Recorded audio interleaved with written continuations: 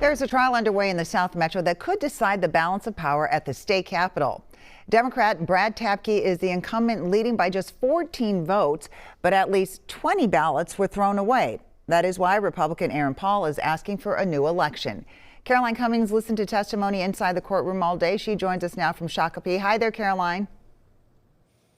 Well, good evening, Amelia. So the House currently stands at a 67-67 tie after the results and the recount of those results from Election Day. But Aaron Paul's attorney argued today that the missing ballots undermines the certainty of and confidence of the election in House District 54A. So there should be a new special election for that race. So there's no jury in election trials, just a judge who presides as attorneys for each side bring witnesses forward. We heard from Julie Hansen, the elections administrator, who outlined the investigation into the missing ballots. She acknowledged certain election procedures were not followed, but said she was confident in their determination that the missing absentee ballots were never counted and accidentally were thrown away. We also heard from voters linked to the missing ballots whose identities were kept secret.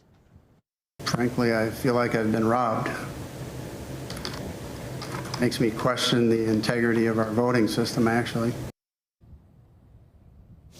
Now, Tapke's attorney's case really boils down to this. He says to call for a new election would be an extreme step that would disregard the 22,000 people who voted in this state house race on Election Day. That's because typically, as history would indicate, far fewer people show up to special elections than they do in a general election that falls in November. So he says the evidence will leave no doubt that Brad Tapke is the winner of this state house race. And there's going to be one more day of testimony tomorrow, Amelia, and then a judge will make a decision. Amelia. Certainly interesting, Caroline. All right, thank you. And keep watching WCCO on TV and online as we continue to follow the story and what happens next with this election.